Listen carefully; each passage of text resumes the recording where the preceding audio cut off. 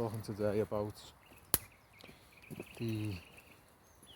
what seems to be a secret conversation, the longest conversation that seems to be going under the radar and has gone under the radar for a very long time.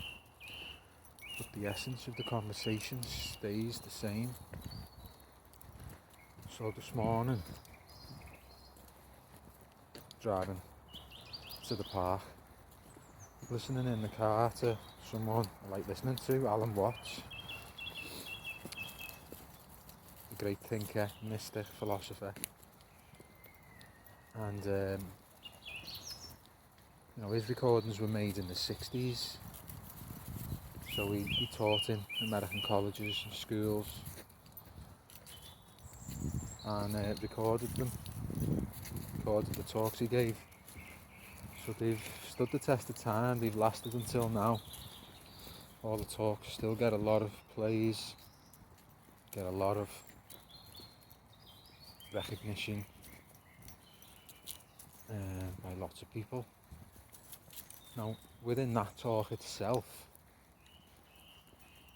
he's referring to things being said and expressed in times gone a lot longer, a lot before him. And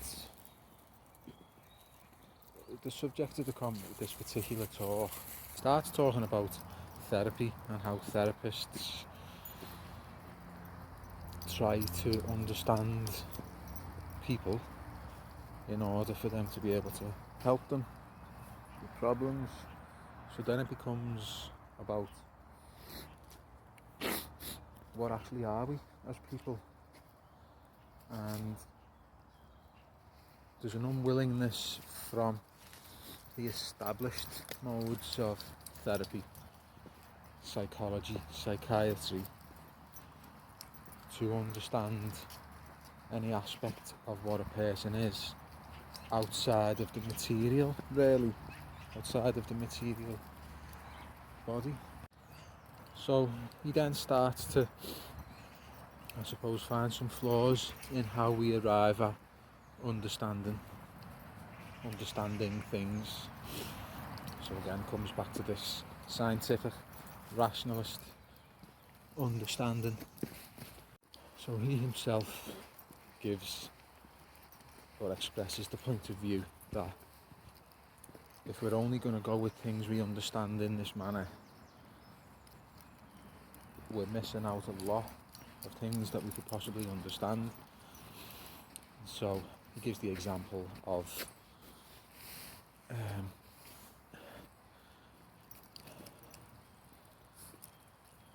he talks about one of the college professors who says that things just have got no substance whatsoever in our lives. There's no meaning for anything unless they can be understood in this way, academically.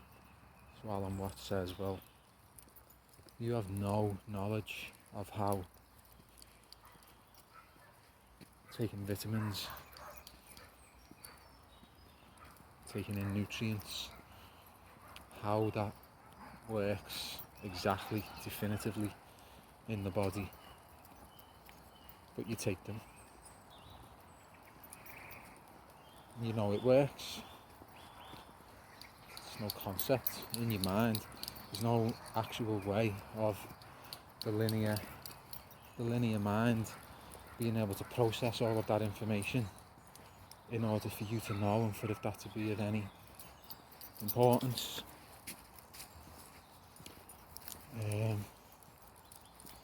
And the same for anything. Anything can be broken down into multiple millions and millions of minute, getting ever more minute processes and interactions which don't need to be understood to be able to know that they have value, whatever the gross act is. By gross I mean the final act, which sits on top of all of these multiple millions and millions of processes. And that's And if you look anywhere in life, it's the same. You don't need to know why going in the park is good for you. Can't know how that works, really. You could spend a whole lifetime knowing, trying to know. How we know is we do it. We go there, and there's a feeling element. So that's just how he sets up how the way we know things can be a restriction, and therefore restricts us in knowing what the body is, what the person is, what we are. So there's this other layer to knowing what we are, and it exists in the form of the things outside of us that we have relationships with. So we have relationships with everything. And a relationship is an interaction between us, what's going on internally, the conscious mind, or the physical body, or any part of this frame, and something else. Now, I'm sure I don't need to explain to people that it's easy to see that there's billions of these relationships going on second by second in terms of the air, the molecules you're coming into contact with, the temperature, how the skin and the nervous system is responding to all that and amending itself and changing itself, how that's affecting mood and behaviour and personality. And then there's people and the interactions there, and there's the taking in of food and nutrients once again from external being ingested, causing bodily processes which lead to certain chemicals being made in the body, and once again determine mood and personality, emotions. And then the food itself is also in its growth in that very same relationship with everything else, what's providing its own sustenance. Everything is in that relationship. I spoke about it before. Everything is, it's a constant flux of everything interacting and relating to everything else, being informed by everything else around it. So the identity of any one thing is tied up in its relationship to everything else and the changes of everything else. So it's this huge moving mass of relationships constantly unfolding, and we're part of that. So he talks about how they in I think it was Zoroastrianism, they give a soul reading. Now, some of the words and descriptions maybe don't do things justice, but the soul reading in this case was what they'd do is they'd map out an astrological chart of the heavens, the stars, the planets at the time of birth. So automatically within that, what's being included in a person's identity, or the identity of the soul, that thing which is other than the body, is everything else as far as the eye can see or the mind can understand, which takes into account exactly what I've just been saying. So these are traditions going back thousands of years, and this is the conversation that still is being had, is still is making sense for people, that we are something other than what mainstream understanding would have you believe. And it doesn't have to mean all this silly religious stuff. Not that religion is silly, but that's how people view it because of its failings in the past. And even religions have become modes of knowledge which themselves become two-dimensional, don't actually take this conversation into account. They've been culturalized meaning taken as a cultural institution, a body of knowledge they've had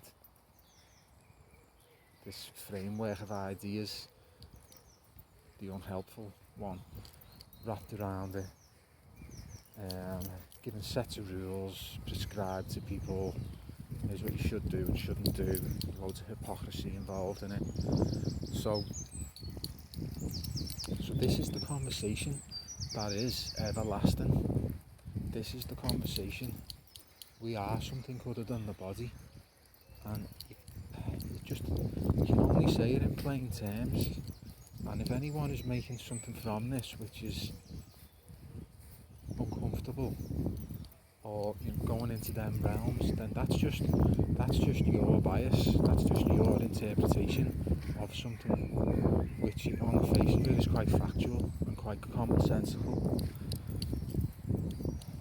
So people get scared of going into these areas, talking about it, discussing it, but then at the same time have a huge support for and willingness for certain things to carry on being, like therapy, which, when done in this mainstream way and being a derivative of scientific understanding, can't serve any purpose because it's not taking into account what the person actually is on a true level. So you can't have both, really. You can't uphold all of these institutions which are aiming to be helping people, all of these bodies of knowledge which are about the person, the human. You can't give credence to all that and then on the other hand say, oh, but all this other stuff's a load of rubbish. And this conversation about what we actually are, it needs to be had, not just to fulfill some kind of mystical novelty reasoning and thinking, and so that I can talk on videos and many other people can just chat on about it and please themselves. It's so that we can be understood and make progress. And this conversation never dies, it's everlasting. And yeah, just the final point. This conversation, maybe the word doesn't do it justice. This is what people keep coming back to.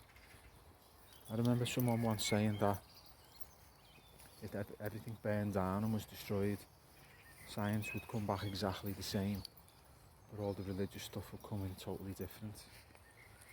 And in one sense that's true, but that doesn't actually mean anything. Science is science and will always be that, what it is. The immaterial has different flavourings according to different people of different times and places, but the essence of the conversation is the same, and that will always stay the same, and people will always still come back to it because it provides something what is missing, and everything else. People want to be understood on a deeper level and understand on a deeper level and know on a deeper level, because there's just a huge void otherwise. So this is the conversation, this is the topic, which is the everlasting.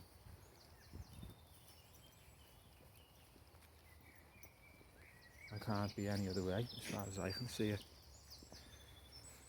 So I'm going to leave that there,